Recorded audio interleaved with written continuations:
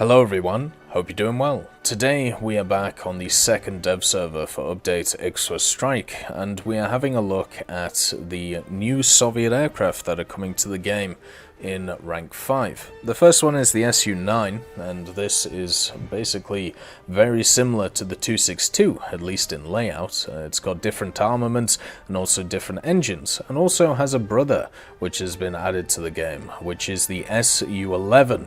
This is a premium version of the Su series of vehicles, and the major difference between them is the Su-11 has access to the A-Lulka TR1 jet engines with a takeoff thrust of 1,310 kgf, whereas the Su-9 has access to the Klimov RD-10 jet engines with 870 kgf. So at least right now, when we have a look at these two separate vehicles, the Su-11 is just a better vehicle than it, mainly because of the fact that it just has better engines. There's no other way of putting it. Unless these engines explode on takeoff, then the Su-11 is unfortunately a pay-to-win machine.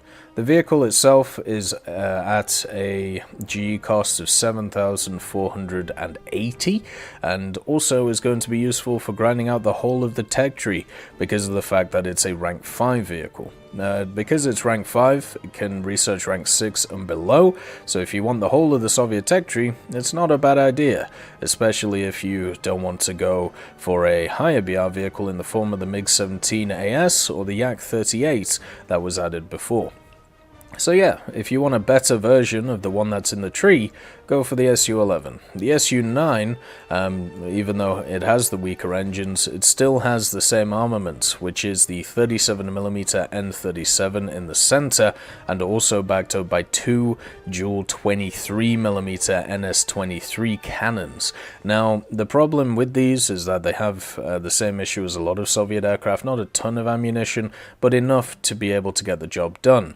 The 37mm only has access to 30 rounds, whereas the 23s have access to 200, meaning that they have 100 respectfully.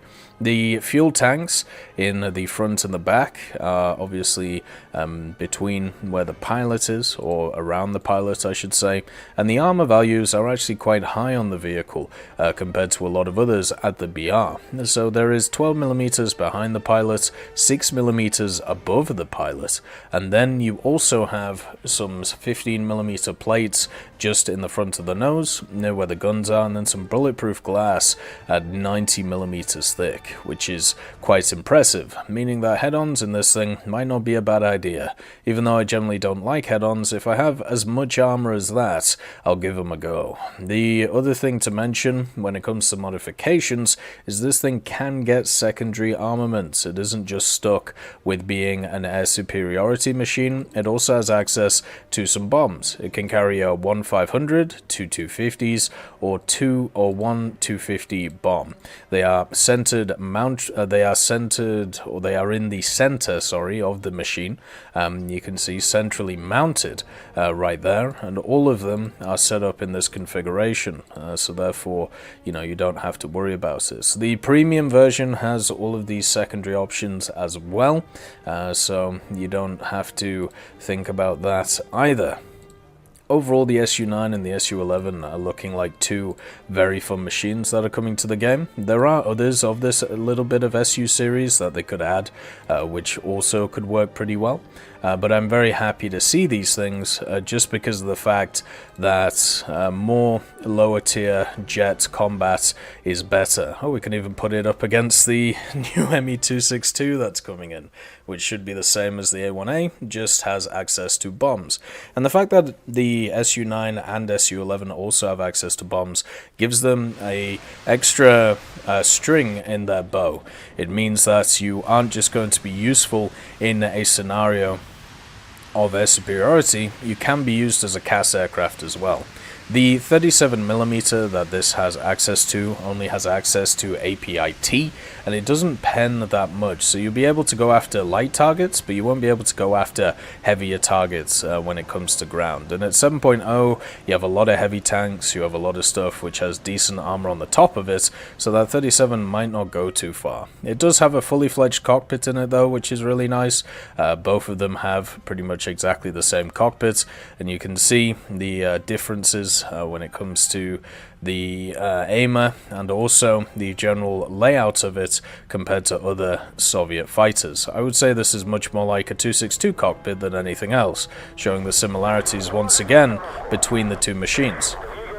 The Su-9 and the Su-11 are both post-war machines, which were designed and developed during the end of World War II, but only being fully test flown after the fact. And you can definitely tell that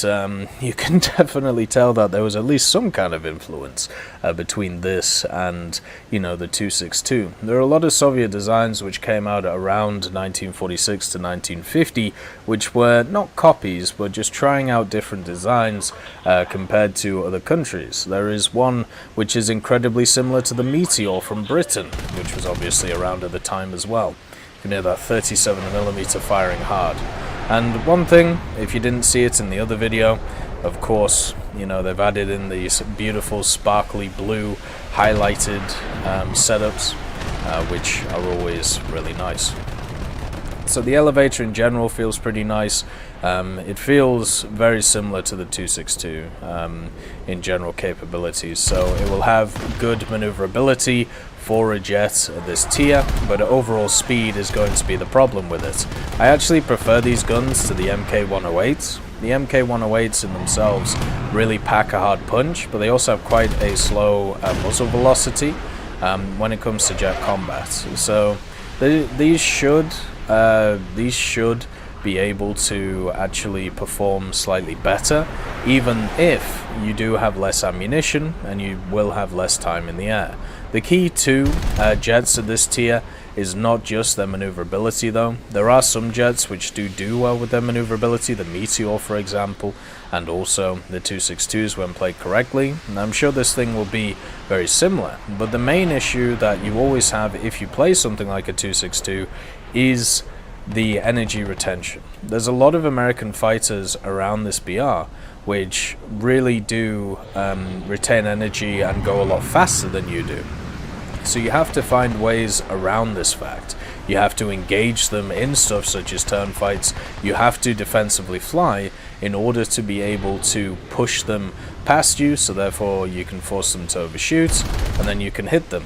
And generally it's not too hard to do until you start getting 1 to 2 to 3 people on you, and then it becomes a little bit of a chore.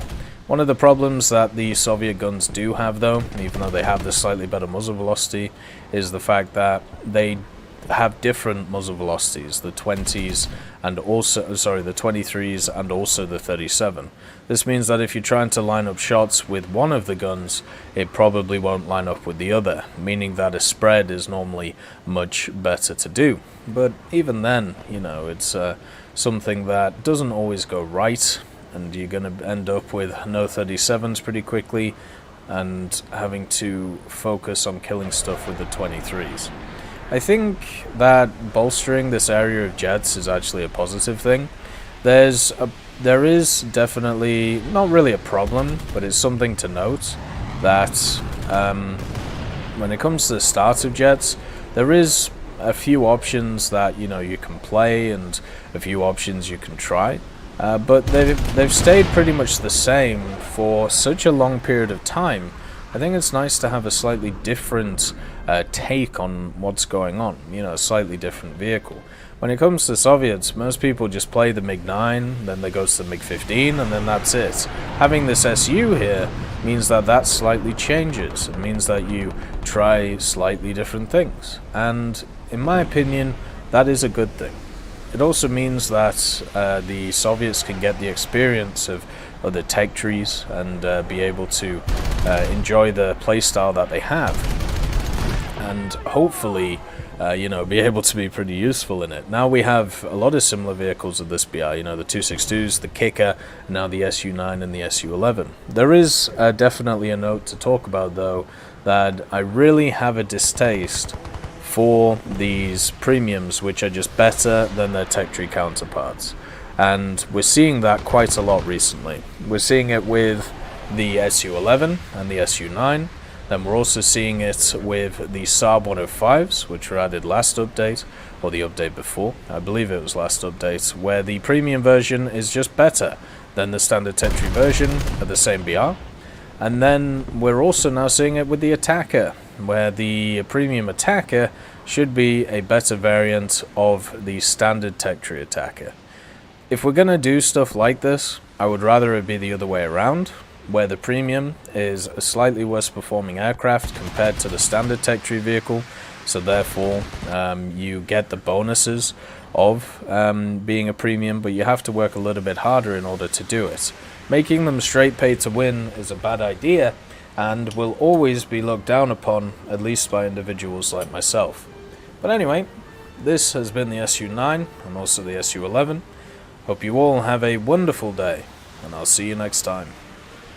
I'd just like to thank Teddy, John Ryman, Universe, Conte Baraka, Trigger Hippie, Eugens Terry, Ambrosius McClellan, Daniel Stanton, Martinez, B. Young, Hosest Kishore, Hans, Barine, and Samuel Schlick for supporting the channel.